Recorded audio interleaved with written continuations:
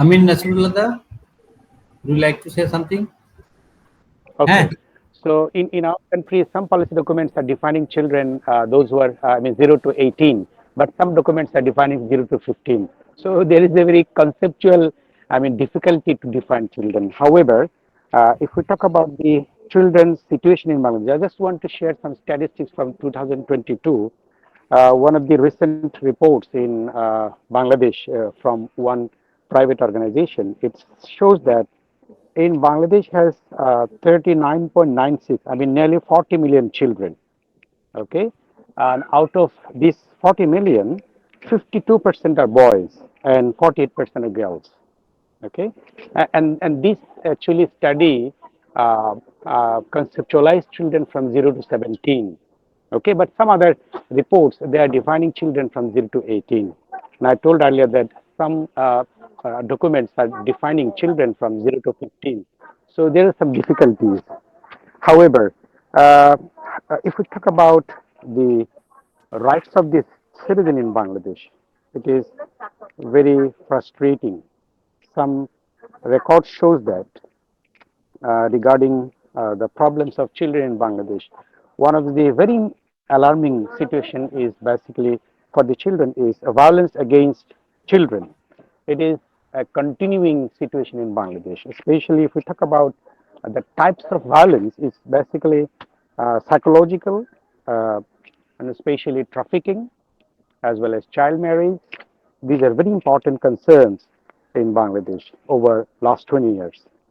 Okay, I want to give you some statistics, another statistics regarding child abuse and exploitation. It is very widespread nowadays.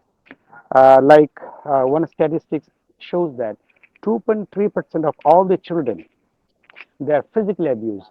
Number one, and secondly, we can say that 2% of the whole, children, they are financially exploited, and 1.7%, but some statistics says 2% of them are involved in appropriate activities, and 3% are basically forced for long hours work. Okay, so these are very important concerns and violence against children in Bangladesh.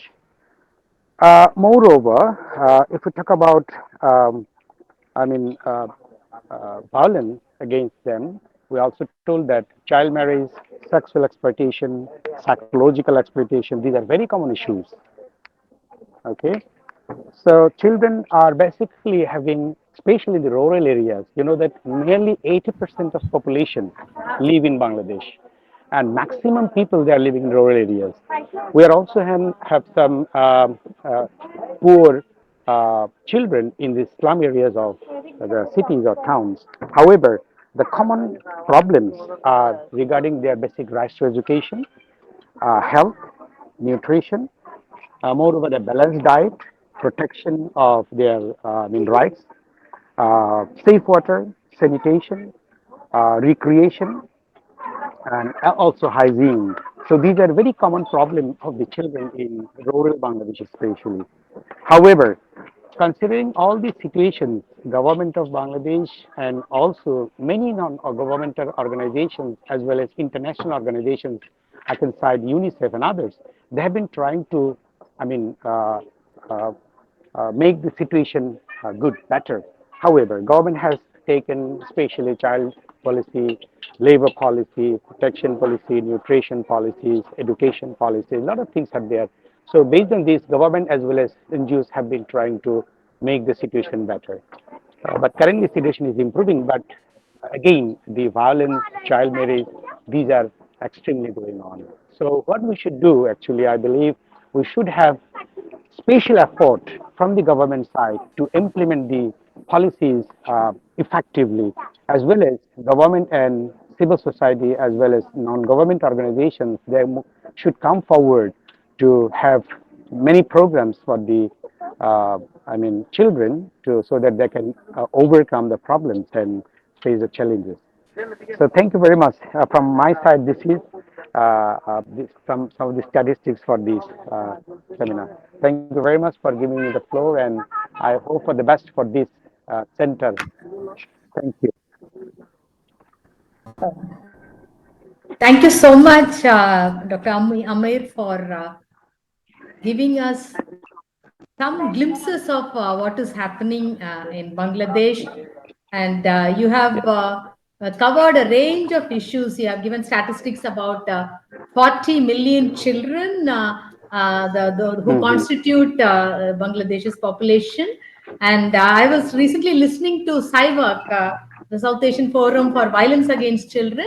That is very much prevalent because children are vulnerable and they cannot raise their voice. That is why the World's Day Against Children, International Day of the Children also highlights that we should encourage individual voice of children. As I have Exactly. rightly mentioned, they are psychologically affected. The child marriage again pushes them into an Yeah. adult life at a very early age, and also child abuse and exploitation. Exploitation could be labor exploitation or Yeah. emotional exploitation. And Yeah. uh, Yeah. the statistic that you have mentioned is very much relevant to our global forum on sustainable rural development. We have said 80% of population living in rural areas. So Yeah. children who are living in rural areas also constitute a substantial or overwhelming proportion. And the challenge of getting education, health, nutrition, protection of their rights, and also Yeah. recreation. Yes, children are deprived of their leisure, their recreation, their enjoyment of childhood, and the appreciating factor is that government, international organization, civil society organization, they are focusing more on policies because it's important to have policy.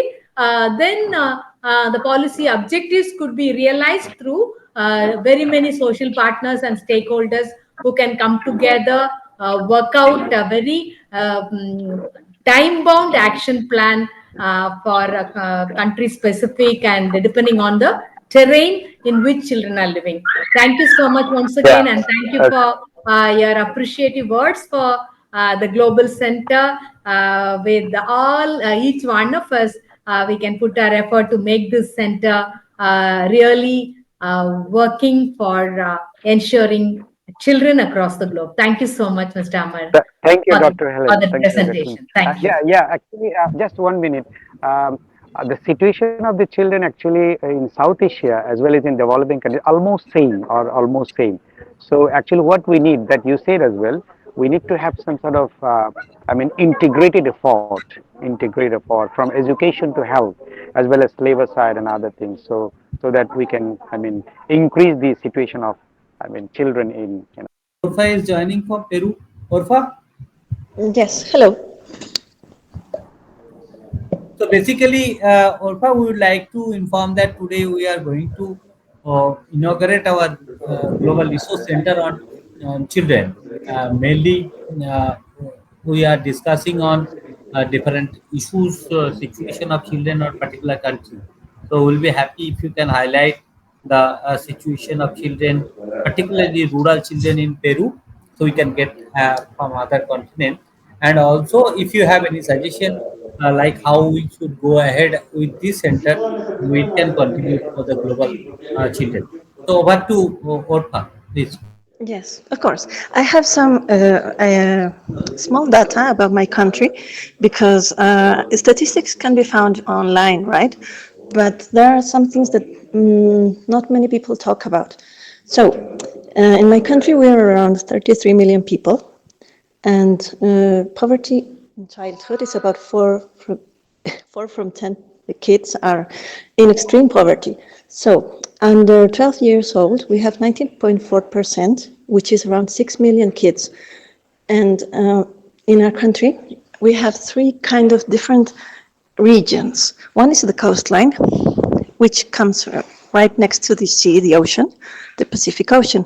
Then we have the highlands, and we have their very aggressive climates. We can get snow and very extreme conditions during winter time, which here is around the half part of the year, in July and June. And we have the jungle. In the jungle, we have a lot of biodiversity from the world. One of our main problems in the jungle is that we don't have ways to get there. We don't have roads, and the only way to get to the jungle is by plane or by boat. So, in the jungle, especially, we have the most forgotten rural areas in our country. We have rural areas in the coast, rural areas in the highlands, and in the jungle. But in the jungle is where it's more hard to get to. So when we talk about kids, we have the healthcare issues that we suffer all, adults, children, and they affect more the kids in the jungle area. So this year after pandemic, we've had all these campaigns for vaccinations that have come back again because we've started to get new cases of polio. So um, these things of healthcare like got forgotten during the COVID situation, but now it's already getting back online, and authorities are getting health campaigns on all the way to the jungle, especially, but also this happens in the coastline and in the highlands. Okay, so we have these vaccination things that got stopped due to the pandemic. We have anemic situation in all the rural areas. One thing that our parents and grandparents used to do was to give the kids the blood of the chicken, blood of the guinea pigs.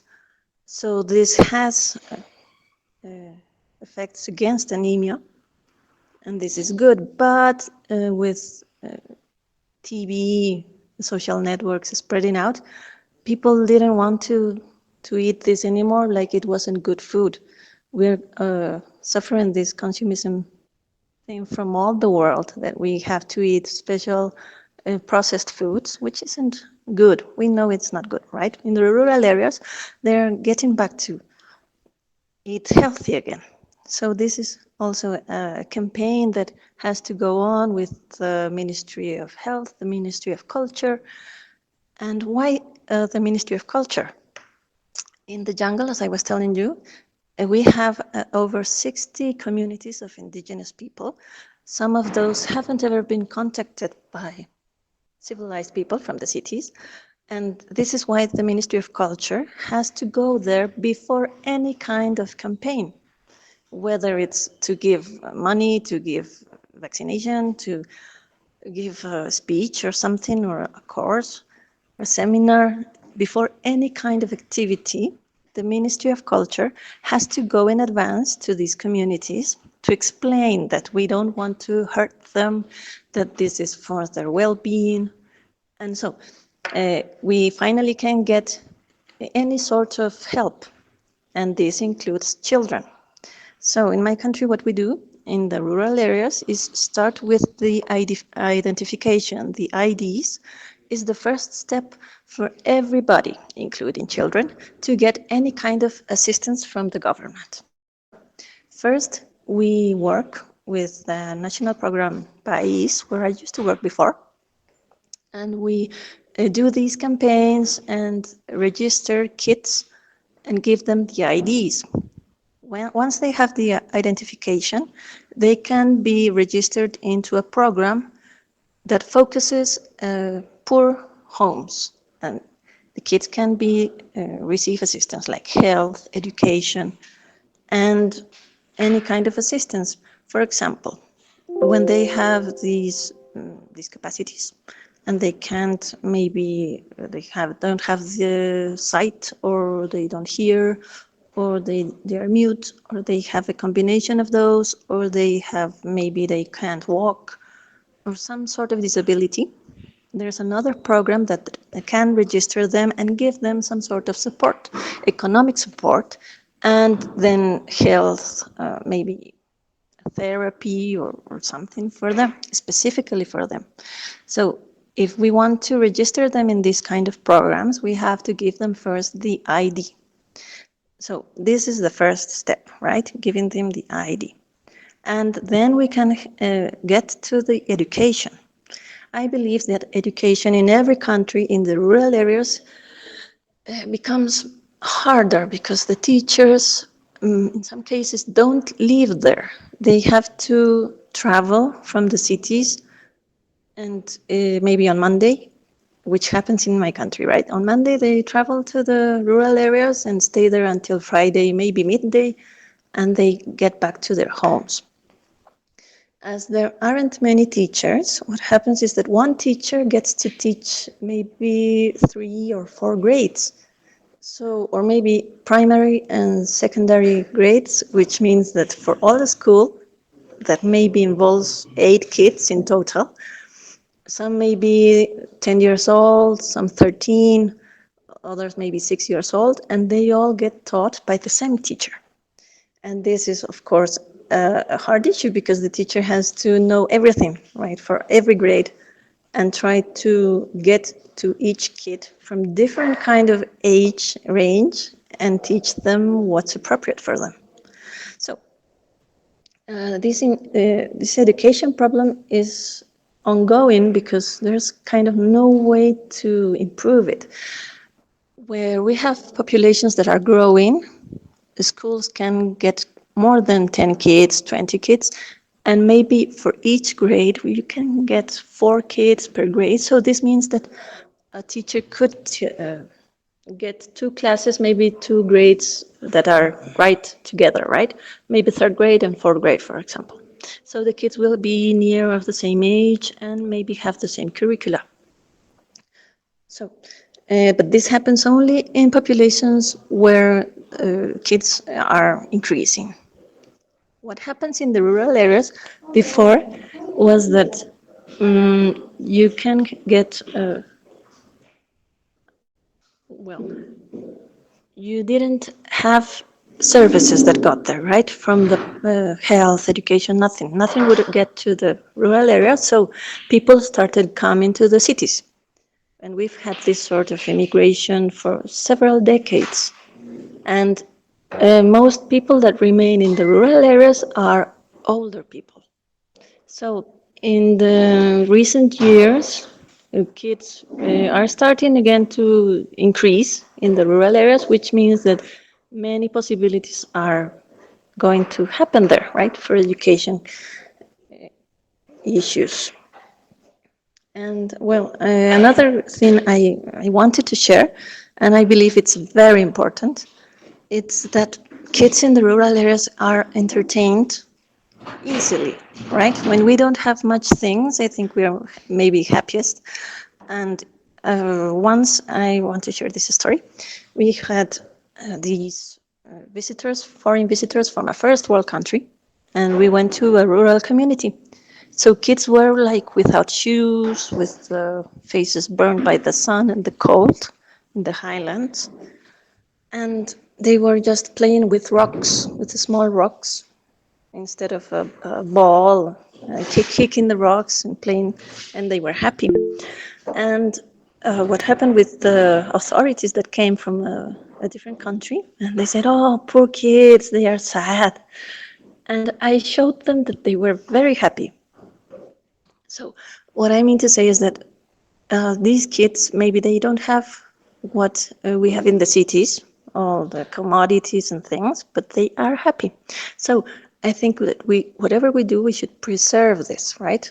Give them the education, give them the health care, but preserve the the wellness, the happiness that they already have. And this, I think, goes for everyone, right? Kids, adults, so that we are content in our own situation. And well, I think that for now, that's all I can share with you. I hope it's been illustrative about what happens in the rural areas. And well, that's it. Thank you so much, Ms. Arfa. It's in very, very clear and illustrative about Peru. You have mentioned about the 6 million children and also different lands, highlands, coastline, and also the forest region which has biodiversity.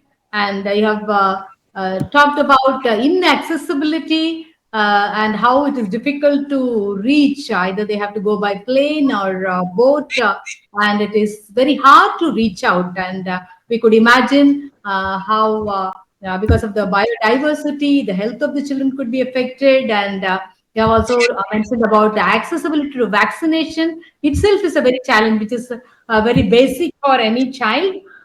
Then you have mentioned about authorities who do health campaign, and but that's very informative for us. How traditionally children were being provided with blood of chicken and guinea pigs to address anemic, because anemia, uh, which can really affect children's health. The traditional one, how they are influenced by social media and social network, and that I think that is the problem across the globe. When children are moving from healthy food to all which is not good for their health, which is very rich fat, and which are not very fresh. Because of the social media, children across the globe are getting affected, and the doctors advise that they should go back to traditional food, because a range of disease also affect children. Having influenced by the advertisement, children go for that. Then Thank you for mentioning about 60 communities of indigenous people who need to be reached out well in advance before any other campaign could reach them. And the very first step about conducting a survey, identification of children, so that they could be given a kind of I-card. And thank you for very passionately talking about children who are disabled, children who are physically challenged, and also how the teachers face reaching out age appropriate education through multi age group, children of multi age group, and also multi grade, that they have to there is a challenge in reaching out age appropriate education by one teacher, reaching out to children of different age groups, children of different background. Children may not have that kind of educational background to comprehend what is being taught, and they have to also travel all the way to reach out. And thank you for highlighting the challenge of migration, rural urban migration. And I mean, these points will really help to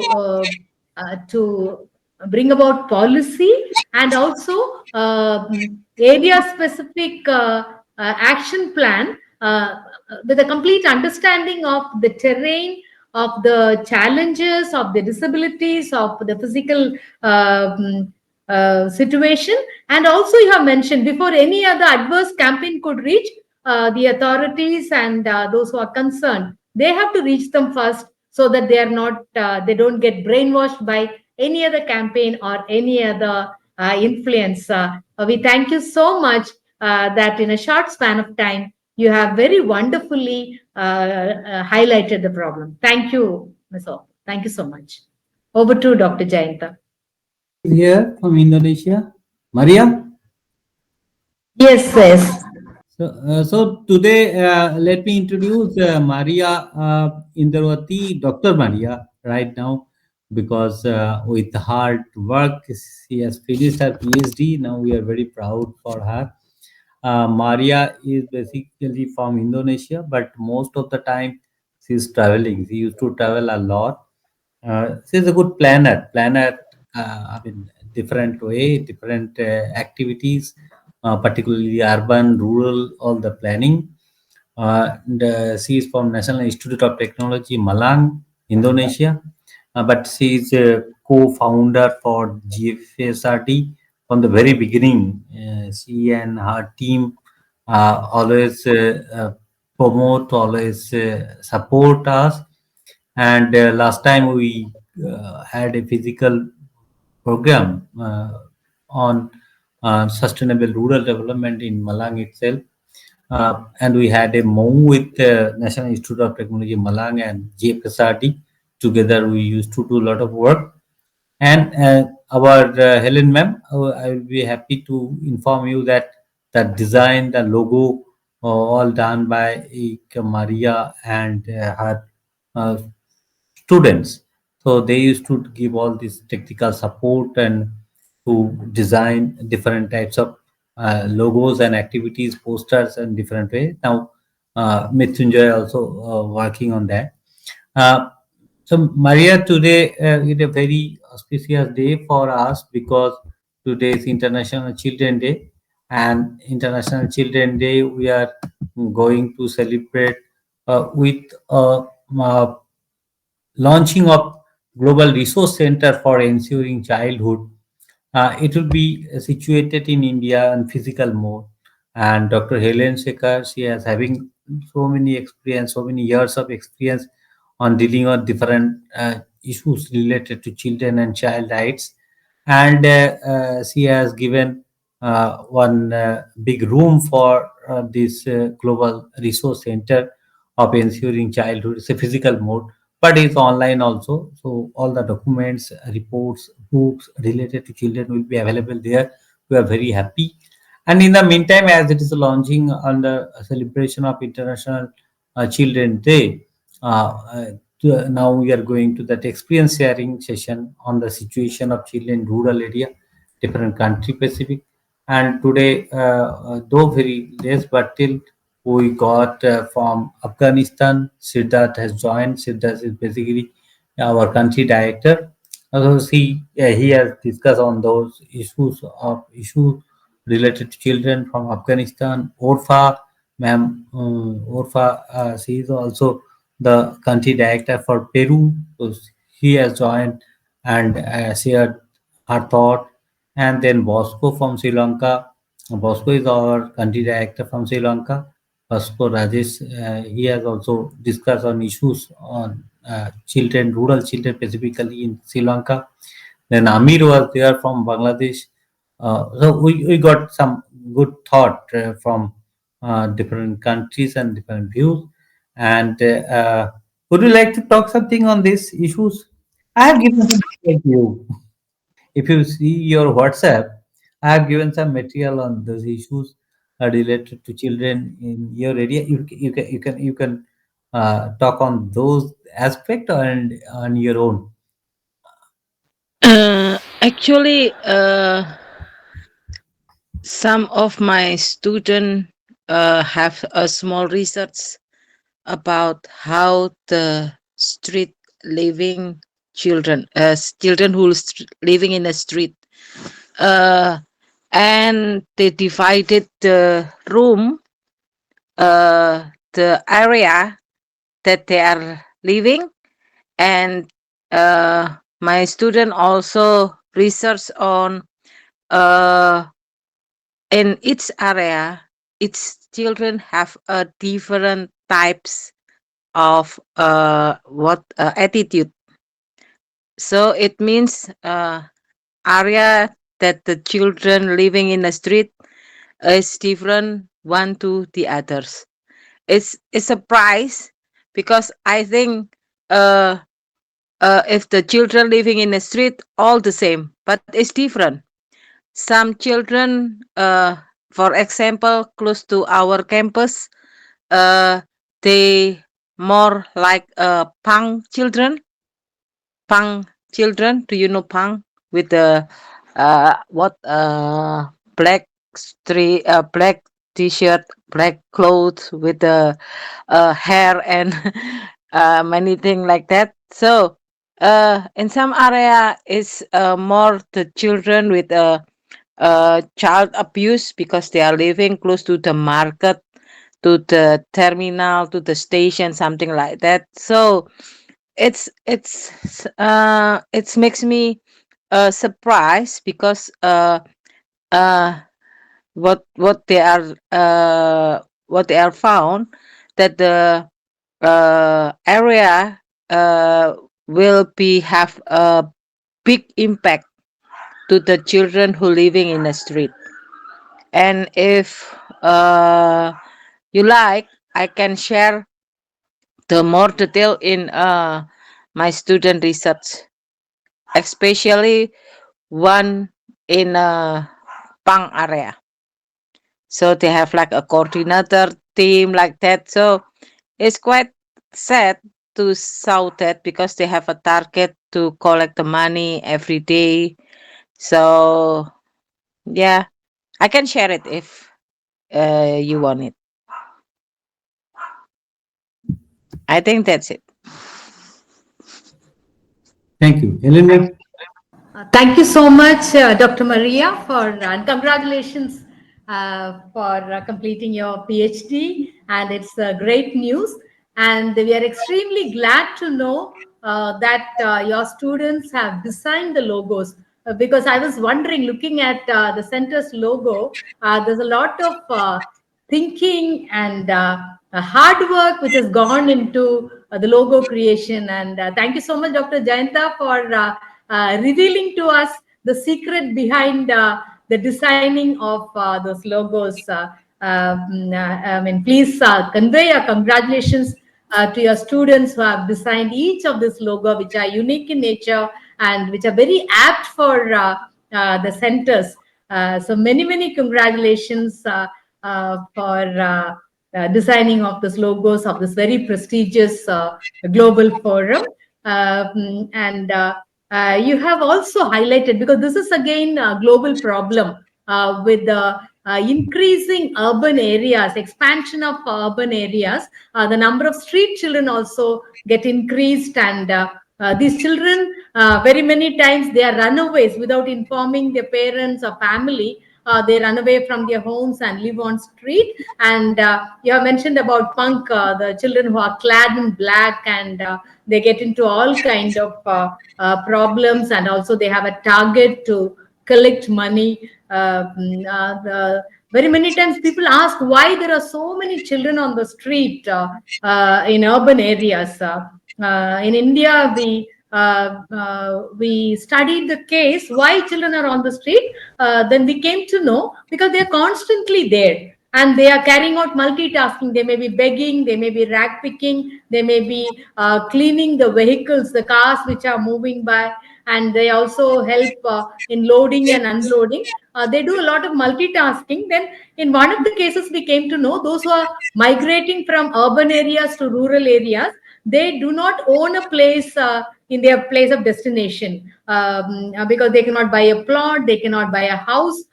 Very many times they are very impoverished. So when they are in search of employment, they don't even have an address. They just put some kind of temporary shelter in a public place and they live there. And when they go searching for employment on a day-to-day basis, they leave their children on the streets, so that because in a new place they may be new to the language, new to climate, new to people, so they cannot they are not very sure about how safe the children would be if they are left in those shelters. Therefore they leave them on their streets, so that these children are in the public view. So when they come back, when the parents after searching for jobs and they work, and when they come back from the workplace, they pick up these children and take them to the shelters.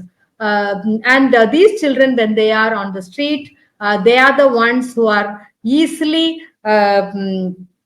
becomes victims for drug trafficking. They become easy victims for trafficking and also labor exploitation. And we thank you once again, Dr. Maria, for giving. I mean, the street children itself is such a. I mean, street children are highly deprived and they are vulnerable. They are exposed to all kind of vagaries of weather condition. They are vulnerable to be trafficked. They are vulnerable to diseases. They are on the street, exposed to dust and traffic and different kind of antisocial elements, and they are affected psychologically, physically, and also very many times they get into drug addiction. Thank you once again, and once again, please convey our congratulations for the entire team who have designed such a very apt and very unique logos for the Global Forum. Thank you so much. Over to Dr. Jayanta. Nothing. Bosco, you are still raising your hand. Would you like to talk something, or should we move to the next? Okay. So, Yes, yeah, please. Yeah, no, sir. Here, I I came with some different things. It means I later only I joined. So first, I had to congratulate for this for your recenter work. And second one is I have suggestions. We can also here continue that. It means we don't want a place, but we can maintain a resource, children development center here. So we jointly we can do some programs. It means in Sri Lanka, then I can join with you to do some programs for children here. So we Correct. have to do. We have to think what kind of programs we can do. Especially, I suggest is here in Sri Lanka in plantations. Education is a very the key issue in plantations. So here the kindergartens are there, preschools. In Sri Lanka, we are calling it the preschools. So kindergartens are there, and for more than one teacher is teaching for more than 25 or 30 children. So those teachers have currently in our working area. For example, I'm taking our working area, but it's a common thing. The teachers need proper qualifications, how to deal with children, how to maintain the children, those kind of things. So for those teachers, we can train. So what I suggest is here from GFSRD side, we can give some courses. It means preschool development diploma or something. We can give the courses for the teachers, and then they will become professionals in this field. In the kindergarten child, it means in Sri Lanka, the children in kindergarten are from 3, 4, 5 in ages. 3, 4, 5. So basic. It means the children are in the basic ages. So with them, the directly interacting people are the preschool teachers. So with them, we can start our programs in Sri Lanka as an initial stage. That is my suggestion. So that only I wanted to inform. So these kind of things we can start and continue, sir. And I would like to join with you for a long time. It means at the end of my life with GFSRD, so we can continue small programs and continue. Thank you.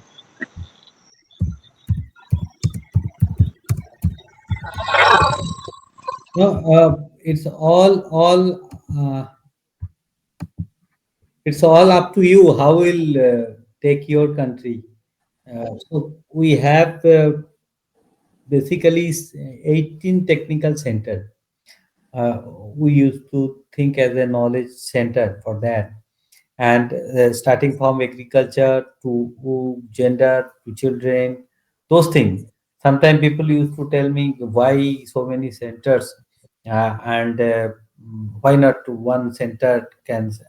I used to tell that rural development as the integrated subject, and nothing that everything we have to do this year or this month. So all the centers, basically technical centers, are running by specifically expert people on those. They are also busy. That not necessary that every time, every day there will be some activities. Not possible at all. But whenever there is required, so centers are coming and centers are doing their things. Few people, maybe sometime we need to alternate some is planning. But similarly, it is also up to the country director how you are identifying those issues. And our technical centers, the experts, basically we have planned in that way that say for example, we have Global Center for Sustainable Agriculture and Food Security. There are three vice chancellor who are the agriculture universities. So as a result, there are many more people are there who are expertise. Somebody on the mushroom, somebody is organic farming, somebody is in the other. So people are there. So now it's a duty of the country director. What way you are thinking on that? What is your priority? Like everything you can't do that. Agriculture is there. So if you need anything to address related to children, then you can talk to the head of the children, the issues. Dr. Helen Sekar is there. She used to work on different aspect on children, starting from child rights, child education, child labor, on different way. So like that, this is our plan. So if you can want to do, and I'm telling, and I'll talk to Maria also, that we are going to start a digital academy. The digital academy not start; it is already all planned. Now the websites and other things are coming on digital academy, where the 17 center will offer 17 courses. So courses are coming from different parts of the country as well as different parts of the world also. Those courses will be, some few will be paid course or even we have recently started our culture, peace and culture center, and one teacher, she told that I would like to start a violin course. So how children can learn how to, even the seniors also, the adult also, there is nothing wrong to learn violin courses. So we are trying to come out in the, so things are there that everything will be within a month, or within a day, not necessary, but the things are moving gradually. So thank you for joining. And in the meantime, we have Abu Bakr, Abu from Nigeria. Uh, um, Abu, welcome. Abu is also one of the very beginning, as a my co-founder for this GFSRD. When we started this coining this term, immediately the next day, he started working on this. And basically, as Maria is taking care of GFSRD, Asia Pacific, particularly Asia Pacific continental head, the Asia head, and our Asia continent office is in Malang. Similarly, Abu is looking after the entire Africa matters, and Abu, with our African office, is in Nigeria. So, welcome Abu to here. And in the meantime, we have Dr. Sudhir Joshi from Gujarat. Dr. Joshi, thank you. But in the meantime, welcome to that. Yesterday, we are a little bit in broken heart because of the cricket match. So, anyway, but I is from Gujarat. Uh, Anyway, with this, Abu, if you have few words, it will be good, and we'll be happy. And Helen, ma'am, if you go through that I have shared few quick Chat GPT kinds of material on the aspect of the issues related to children in different countries. So, with a quick time, I tried to make this for Nepal, Bhutan, Sri Lanka, Indonesia, Bangladesh, Myanmar, India. These are the Afghanistan, Pakistan. So few I have already posted in the group. If you can go through that, and if you go through and make some editing kinds of thing. And these are very small, one pager kinds of things. So it will be good for people to learn, not necessarily 10 pages article. So it's a very limited, but basic things are there. So if you think that if we go ahead with that, so it will take hardly 1 or 2 hours to compile all the Asian. Then, as Ponje Orfa was there from Peru, so we can go all the South Asia, I mean, the Latin American countries also. Then we can come out with a good material. Okay, Yes. so that can be, and add handy kinds of thing. It's a Yes. Yes. copybook kinds of thing, one page of thing, but it will go through that. So what I am thinking, that one map of that particular country with the children, and then one page can be, if you can have that thing, one small box on fact sheet on children of the particular country, like India, like with that, and then let us come as a digital book kinds of thing, one page, and that will be the launching. Memorable for that, we can circulate to other. And something, it came to, suddenly it came to my mind, it is nothing big thing, but if you think that we can go ahead, so let us first go as a our South Asian countries, then we can go as Asia, then other countries we can join. But as there is a UNICEF used to make the state of children report, it is there. And now if you can take some care on that, state of rural children report kinds of thing, with support of that, or whether we can go for call for paper or some chapter you can draft on chapter. This is the segment we can think, and then accordingly let us go ahead. Maybe in the first year we can get 10, 15 number. Next year we can go some other.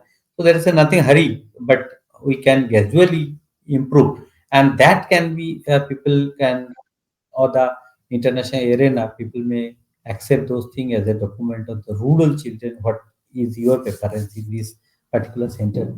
So, Abu, anything you have in your mind? Because when we were waiting from 6 onward, nobody was there. But now I am happy that we are getting people, and Hello, tomorrow, good afternoon, Dr. Jayanta and everyone. added two for you. Congratulations to you. Yeah. Thank you for having me again. Actually, I just came back from my office, so I don't know what discussion are you in, but I think whatever you discuss, maybe if there is any information, you let me know after the meeting, please. Sure. Thank you. Sure. In the meantime, Abu, are you getting access to that link? Okay, we'll share later. So with this, No, if okay, I'll talk to you later. Uh, so if there is no question, ma'am, can you conclude? Dr. Chenta, I really appreciate the idea that we have to bring out a small booklet. That will be a kind of ready reckoner, kind of one page on the basic challenges and the possible intervention, and also what are the options available for each of the country. I think to start with, I'll try to compile it quickly for the countries which made presentation today, because that will be a very good starting point. Maybe after seeing the structure and the outline, we'll be able to expand it for other countries also. That's a very good idea. Then about the chapter that you are mentioning, because every year June 12 we'll be observing World Day Against Child Labor. So that's another international day observance of children who are in labor exploitation. As a global forum, maybe we can start working from November 20th onwards. As you have suggested, we can also prepare an outline and distribute to our forum members and those who are participating. So they can start preparing on those, so that by mid next year we can bring about an editorial volume or a compilation of country specific articles on the situation of rural children from across the globe. That will be very kind of awareness generation about children's plight and situation. And with this, thank you so much for opportunity to be part of this forum. And also, Dr. Jayanta, thank you for your guidance at every step of organizing this event. And also, it's purely your idea to start this center. When I settled down here, it's 4 rooms which we have painted and got the entire thing structured. So we have 4 big, not very big rooms, but it's a kind of resource center. The entire upstairs comprising of the center only, exclusively this center in the upstairs, which is 4 rooms. And thank you for the idea. And sometimes the humble beginnings really becomes great. So with your guidance Yeah, and it's important, and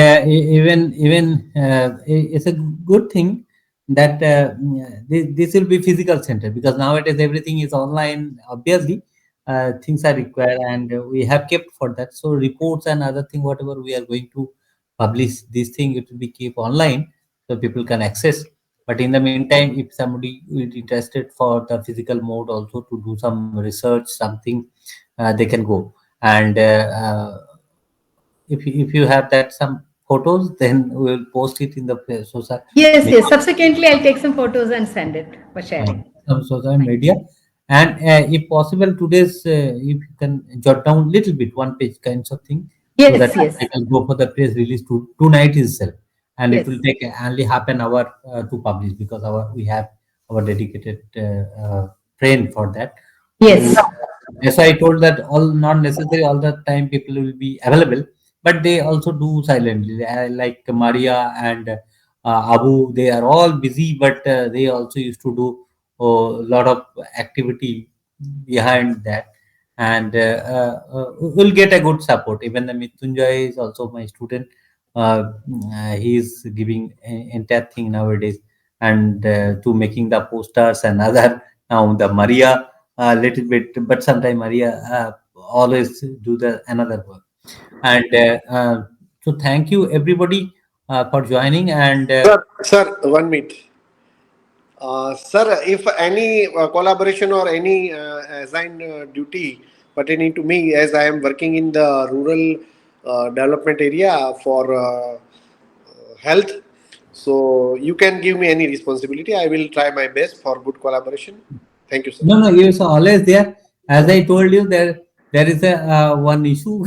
That issue is we'll discuss later part. Okay. But you are always there with us, and I appreciate, because most of the cases you are involved in so many things. But Dr. Joshi is always uh, always present in this topic, particularly health and other. So surely we will do. And uh, as you are working in the rural areas, we have a one forum that is called Rural Health Network. Yes. It's a global network, and they have contacted us, and they are going to join is one of the partner to our upcoming. So people are coming. People are coming. We are not that much uh, publicity oriented, but slowly but steadily we are working on those. And your commitment and your things will be always with us. Thank you, And sir. 25th, Maria Abu Bakr, for information, the 25th of November, the Asian Conference on Climate Change is supposed it will start. So a lot of people, lot of paper has already Tapos Ranjan Chakraborty from Bangladesh is leading the thing, and is highly being appreciated. And we are coming to the Dhaka Declaration on Climate Change. Uh, this is coming. Where? When is it? It will When? be 25th and 26th of November. Ah, I see. Both hybrid mode. So physical cell. As soon as we get the link, I'll share to the link to all of you. You can join, and it is going to be a good event. A lot of paper has already we got it, and we are going to there. So, ma'am, Helen, ma'am. So let us call it a day. Call it night. In fact, uh, or any other issue. I just want to express my gratitude for those who have presented their Yeah. country specific information, and also each and everyone who have participated. That really encourages me and all of us. Thank you. Thank you so much. Thank you. And as this is a beginning, the center is going to do a lot of work, and particularly, that ma'am is so much experience for so many years, and she is going to take it the right direction. And even I told all the center head, even one or I mean 2, 3 event in a year, it will be sufficient enough, because we have 18 center. So all these center, it's very difficult to manage all these things. But all these centers, even now, few centers have started working in the on uh, action research oriented, like our agriculture center. The head of the agriculture center and head of our Nepal team, both of they are working, and they have made a organic farming, the poison tree cultivation in Nepal.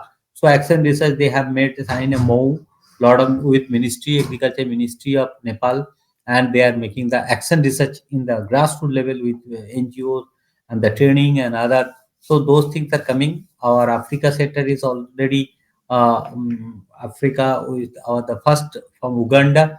The university already shared their willingness to sign a Macquarie University, which is very famous in Africa. They are coming with a MOU with us on different issues. So like that, I'm sure that this center is also coming with a big way. And yeah, next meeting we will call to people from different stakeholder, right? Roundtable on this issue. Even the child labor, if you think, then we will call to the ILO and UNICEF and other fellows also who are working, or come out with something. So Maria, thank you. Abu, thank you. Mitunjay, thank you. Orfa, thank you. Bosco, thank you. Uh, Mama Abu, thank you very much for joining.